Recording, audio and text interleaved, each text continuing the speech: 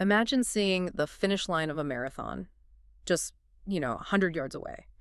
You have trained for months, the crowd is cheering, your goal is completely within reach, and then you turn around and walk away. I mean, it sounds like pure self-sabotage. Like, Oh.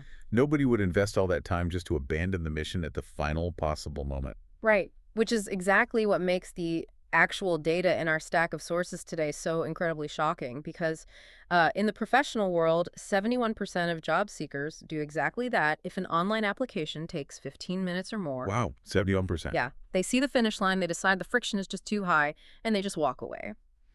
So today on the deep dive, we are opening up the hood on the billion-dollar machinery, trying to fix that massive drop-off. And we are looking at a really fascinating mix of material today.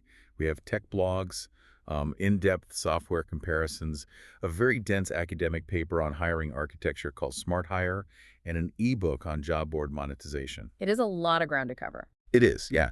And what they all reveal is this digital ecosystem that is entirely invisible to the average person, yet it literally dictates who gets hired, how fast they get hired, and who makes money in the process. Which is why this matters deeply to you, the listener. If you are currently applying for jobs, you are probably wondering why your resume occasionally just disappears into a black hole.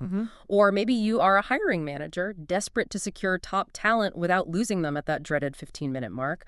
Or, you could be an entrepreneur thinking of launching a lucrative niche community yourself. Exactly. Understanding how these platforms operate behind the scenes gives you a massive advantage. So our mission today is to decode that hidden machinery. And the most logical place to start decoding is really at the very bottom layer. Because before a job board can look beautiful, before it can process a single application or charge an employer a single dollar, it has to be built on a solid foundation. The core infrastructure. Right. And looking at the source from PC Recruiter, there is a fundamental debate in this industry about how to build that foundation. It's software as a service, or SaaS, versus self-hosted software. Yeah, it really comes down to two very different economic and operational models. When a creator uses a SaaS platform, they are subscribing to software delivered over the internet. Right. The vendor manages the servers, pushes the updates, maintains the security protocols. Economically, this is an operating expense, or OpEx. It's a recurring monthly cost. And importantly, there is no depreciation of an asset on the balance sheet because the creator never actually owns the underlying code. They are essentially renting. It is like leasing a luxury, fully furnished apartment. If the plumbing breaks or the heater stops working in the middle of winter, you call the landlord and it is their problem to fix. Right, exactly. Self-hosted, on the other hand, is a capital expense, a CapEx. You buy the software license outright, install it on your own servers, and you manage every single aspect of it. You are basically buying a plot of land and building the house yourself. Yeah, you have absolute ownership. But if the roof leaks at 3 in the morning, you are the one climbing up a ladder in the dark with a bucket and a flashlight. Which sounds exhausting. It is. And the academic paper in our sources, Smart Hire, shows us just how incredibly complex that house has actually become. Modern hiring platforms are rarely built using one massive, monolithic block of code anymore. They utilize what is known as a microservices architecture. Okay, let's unpack this. Because the word microservices sounds like heavy developer jargon. How does that actually function in practice? Well, what's fascinating here is how it isolates risk. The paper details how a modern board is split into entirely separate, distinct functions. So you have an authentication service dedicated exclusively to handling user logins. Okay. You have a distinct resume shortlisting microservice. You have a completely separate examination microservice for administering coding tests. And all of these independent modules communicate with each other through a central hub called an API gateway. So the API gateway is like a switchboard operator, basically routing traffic to the right department. Yeah, and acting as a failsafe. Think about it. If an employer posts a job that goes viral and 10,000 people try to take a coding test at the exact same moment, the examination microservice might get overwhelmed and crash. Oh, wow. In a monolithic, old-school architecture that takes down the entire website, everyone is locked out. But with microservices, the API gateway detects the failure and isolates it. The rest of the site stays completely online. That is huge. Right. Candidates can still log in, employers can still post jobs, and the business just keeps running while the specific broken service reboots. Wait, hold on, though. The sources also state very clearly that a recruiter's database is their absolute goldmine. It is their most prized asset. Oh, absolutely. If I am sitting on a proprietary list of highly qualified candidates and data privacy is paramount, Aren't I just begging for a data breach by putting my gold on someone else's SaaS server? Doesn't self-hosting become the only truly safe option to protect that asset? This raises an important question, and it's perhaps the most common fear among recruiting professionals. The instinct is always to keep your valuables in your own house. Right. However, we have to look at the reality of modern cybersecurity. Self-hosting does give you ultimate physical control over your data. But the flip side is that the entire security of your database rests solely on the shoulders of your own internal IT capabilities. Which might just be one guy named Steve. Exactly. Whereas a reputable SaaS provider's entire business model, their survival, really depends on security. They are conducting rigorous daily security audits, employing dedicated teams of penetration testers, maintaining high-level compliance certifications. If they have an army. Yeah. A small or mid-sized recruiting firm simply cannot afford to match that level of defense. Often, that remote third-party server is a fortress compared to the vulnerability of a local server closet. Okay, so let's say I have decided to rent the fortress. I go the SaaS route. I have an incredibly secure microservices-powered foundation. But if the outside looks like a generic, off-the-shelf software template, no candidate is going to step foot inside. Right, aesthetics matter. We have to move from the back-end infrastructure to the user-facing identity. Because the sources talk a lot about white labeling, but they also suggest a lot of these platforms are playing tricks with that term. Oh, the industry terminology here gets incredibly murky. The source from Kardow introduces a very helpful concept called the white label spectrum. The white label spectrum. Yeah. Many platforms market themselves as fully white label, but they're offering what Kardow calls surface-level customization. Which is basically just letting you upload your company logo and pick a primary hex color for the buttons while leaving their own vendor fingerprints everywhere else. Exactly. You will spot it immediately. You'll get a welcome email, and down at the very bottom, in tiny gray text, it says, "Powered by Job Platform X." Ugh, the worst. Or the URL for the admin dashboard still has the vendor's name in it. True white labeling means the software completely disappears behind the creator's unique brand identity. Kardow points out that to achieve this, you need design system control.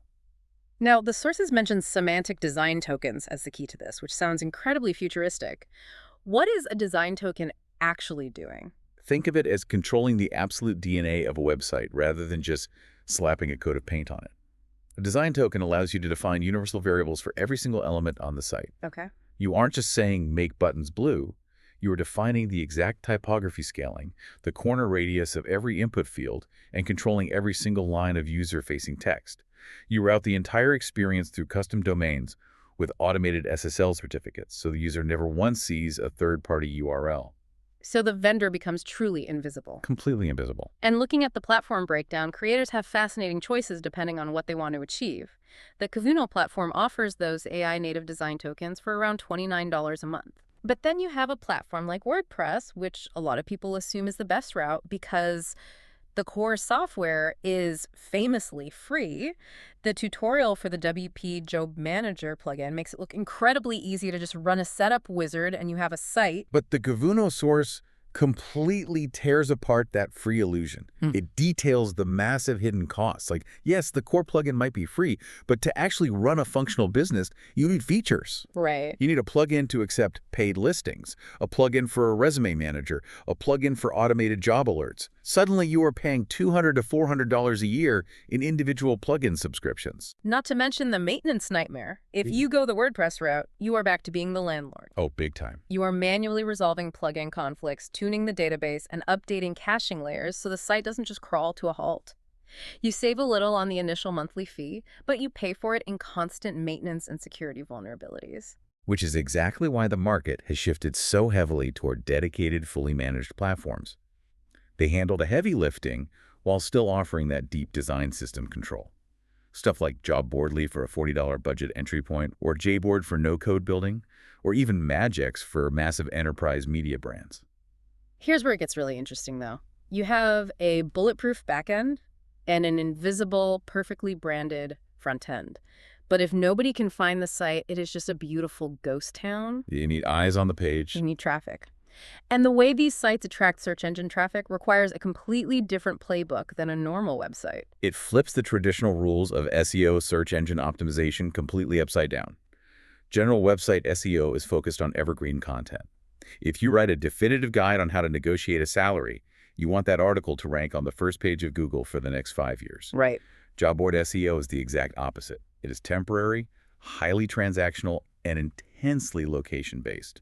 It sounds like traditional SEO is planting an oak tree.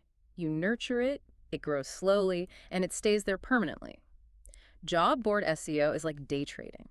The listings expire in 30 days, the market is constantly shifting, and you have to execute the trade instantly before the market closes. That is a perfect analogy. The stakes are incredibly high because the intent is different.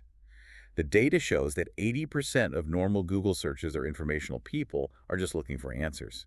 But job boards thrive on transactional intent, Okay, meaning what exactly? meaning a user searching traveling nurse jobs hiring immediately in downtown Chicago isn't looking for an article to read. They want to take immediate action. Which creates a massive technical hurdle. A busy job board might have millions of dynamic URLs. Pages are constantly being created the second an employer hits publish, and they need to be deleted the second the position is filled. And if a platform handles this poorly, it's a disaster. Google will index a job page, the job gets filled, and 3 days later, a job seeker clicks the Google link, and it's a broken page. Oh, Google hates that. Google despises sending users to dead ends, so it will permanently penalize the site's ranking. This is why automation is the only way to manage this at scale. The sources highlight the necessity of specific HTTP status codes. When a job expires, the software must automatically trigger a 404 or, even better, a 410 status code. Give us the real-world translation of a 410 code. It is essentially hanging a condemned building sign on the digital door.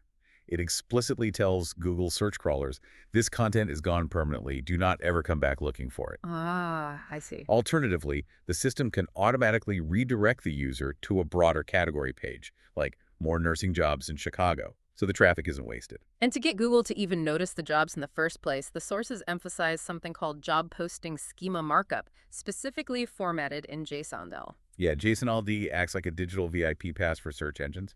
Normally, Google has to read an entire web page, analyze the text, and guess if it's looking at a news article, a recipe, or a job posting. JSON-LD translates the core data, the salary, the location, the job title, directly into Google's native language.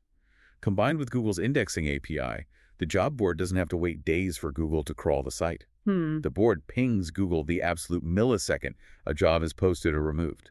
Which brings us right back to our opening hook about that 71% abandonment rate. The job boardly source points out the brutal reality of speed in this ecosystem. Pages that load in 1 second have a 3.05% conversion rate for applicants. If that load time drops to just 2 seconds, the conversion rate plummets to 1.68%. Every single second of latency literally costs the employer half of their applicants. Also, 60% of sales candidates abandon an application if it feels too long. Which loops perfectly back to why the microservices architecture we discussed earlier is so critical. The code must be incredibly lightweight and optimized, or the candidate simply walks away from the finish line. Okay, so you have mastered the day trading SEO. You are pulling in traffic from Google, and people are landing on your lightning-fast pages. But what if you were launching a brand new site tomorrow? You have no employers posting jobs yet. If a candidate shows up, there is nothing to apply for. The industry calls this the empty room problem. It is a classic chicken and egg scenario. Employers won't pay to post on a board with no candidates, and candidates won't visit a board with no jobs. Right. Enter the AI backfillers. The sources detail tools like Kardow's scraper and Artha's massive 4 million job database. These are artificial intelligence tools that automatically populate your new board with relevant, fresh listings the minute you launch. You instantly look like a bustling, active marketplace. Exactly. It solves the empty room overnight. Wait, so as I'm a job seeker looking at a brand new, highly targeted job board, I might be applying to jobs that an AI literally copy-pasted from somewhere else on the internet without the employer even knowing their job is on this new site. That happens quite frequently, yeah. The AI identifies a publicly available job listing that matches your niche, imports it, and when the candidate clicks apply, they are simply redirected to the employer's original application portal. Okay, that makes sense. It solves the empty room problem for the creator while still connecting the candidate to the role. But the AI integration goes so much deeper than just scraping listings. The Smart Hire academic paper dives heavily into how AI is completely transforming the actual screening process using natural language processing, specifically a technique called latent dirichlet allocation, or LDA. Yeah, LDA is a masterclass in advanced topic modeling. For decades, automated resume screening was incredibly frustrating because it relied on basic keyword matching. Right, if you didn't have the exact word, you were out. Exactly. If a job description asked for a data scientist and the candidate wrote data analyst skilled in statistical modeling, an old-school system might reject them for lacking the exact keyword. It was essentially a very dumb search function. Precisely the opposite of how LDA operates. LDA analyzes the semantic meaning and clusters words into broader concepts. It mathematically understands that statistical modeling, Python, and predictive analytics all belong to the same overarching conceptual topic as data science. That is wild. It reads the resume, reads the job description, and calculates a complex compatibility score based on conceptual overlap, not just word-for-word matching. And the technology does not stop at reading resumes. We also read about brain trust error. This is an AI interviewer that conducts actual first-round asynchronous video interviews. Oh, this part is fascinating. It ingests the job description, generates custom questions tailored to the role, listens to the candidate's video responses, and produces an automated scorecard rating their problem-solving and communication competencies. It creates a perfectly standardized evaluation framework. Every single candidate gets asked the exact same caliber of questions and is evaluated on the exact same mathematical criteria. It theoretically strips away the unconscious bias a human interviewer might bring to a tired Tuesday morning screening call. I have to challenge the premise here, though. If an AI is generating the initial job description, another AI is scraping and posting it to a board, a third AI is reading the resumes using topic modeling, and now brain trust error is conducting the actual first-round video interview, where exactly is the human in human resources? Aren't we just automating the humanity entirely out of the hiring process? If we connect this to the bigger picture, the goal isn't to remove humans from the equation. The goal is to remove robotic, high-volume tasks from the humans. Okay, how so? Well, imagine a recruiter tasked with sifting through 500 nearly identical resumes. That is a task a machine is inherently better suited for. AI handles the massive scale, the repetitive conceptual matching, and the initial baseline screening. So it is acting as a highly efficient filter. Exactly that. By delegating the sorting to the machine, human recruiters are suddenly freed up to focus entirely on the nuanced final hiring decisions. Right, the stuff machines can't do. They can spend their time assessing cultural understanding a candidate's long-term career motivations, and building actual relationships with the top 5 candidates, rather than spending 40 hours a week just trying to find those 5 people. So what does this all mean for the business side? All this technology, the microservices, the automated day trading SEO, the AI matching it, has to be funded somehow. It's not a charity project. And the business model of running one of these niche job boards is surprisingly lucrative. Oh, the math laid out in the Kavuno guide is quite striking. If you build a niche job board, say, a board exclusively focused on remote software engineers in the renewable energy sector, you can easily charge an employer $199 for a single 30-day job posting. And the insight here is the battle between signal and noise. Why would an employer pay $199 to a tiny, hyper-niche website when they could post on a massive global job board? Because on the massive board, they are paying to get spammed. Exactly. They get hit with 500 entirely unqualified resumes. They are paying for noise. On the niche board, every single click is a highly qualified, passionate candidate. The creator isn't just selling software access, they are selling the curation of a specific audience. And because of that highly curated signal, the barrier to entry for profitability is incredibly low. If a creator gets just 20 job postings a month at that $199 rate, they're generating nearly $4,000 a month in revenue. 20 postings is a tiny fraction of the market, and the ebook from JobSite Software explores how that base price is really just the floor. There are multiple revenue streams to layer on top once the audience is established. Yeah, creators can offer featured job postings, charging 2 to 3 times the base price to pin a listing to the top of the homepage or highlight it in an email newsletter. They can charge resume access fees, where employers pay a monthly subscription just to browse the AI-sorted candidate database. And subscription packages, right? Exactly. They can create bulk subscription packages for high-volume corporate hirers, like 5 posts a month, for $399. The ebook also details entirely different economic models, like the revenue share model utilized by platforms like Smart Job Board. This is brilliant for large professional associations that have a massive built-in audience but no upfront budget to buy software. That's a great model. The platform provides the technology for free, handles all the payment processing from the employers, and then splits the revenue with the association. It completely de-risks the launch. It democratizes the ability to create highly targeted talent marketplaces. We are moving rapidly away from massive generic job boards where applications go to die toward these hyper-specialized communities. Communities where the matching is precise, the load times are instant, and the signal-to-noise ratio provides immense value to the employer. So, to bring this all together, we have explored the foundational choice between renting the OpEx flexibility of SaaS or managing the CapEx burden of self-hosting, all powered by isolated microservices. We learned that true white label branding requires deep design system tokens, not just a logo swap.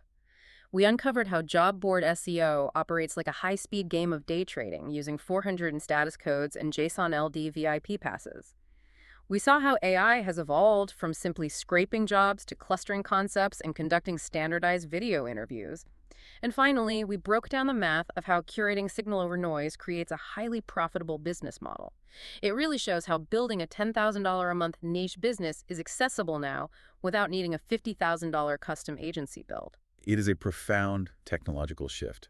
But I want to leave you with one final, slightly mind-bending thought to consider. Okay, let's hear it. We just spent a lot of time discussing how employers are utilizing AI to screen resumes, rank candidates, and conduct those asynchronous first-round interviews. Yeah. But on the other side of the screen, candidates are increasingly using AI to perfectly tailor their resumes to the job description and using AI avatars to practice and script their interview answers. Oh, wow. So, are we rapidly approaching a bizarre future where the hiring process is just a candidate's AI negotiating with an employer's AI in the cloud, while the actual humans just sit back and wait to see who gets hired? That is a wild, slightly terrifying, but entirely plausible future. Maybe the AIs will just decide to hire each other and leave us out of it entirely. Thank you so much for joining us on this deep dive into the hidden machinery of hiring today. And remember, the next time you are applying for a job online, if you get frustrated and close the tab at minute 16, you are officially part of the 71% who walk away from the finish line. We will catch you next time.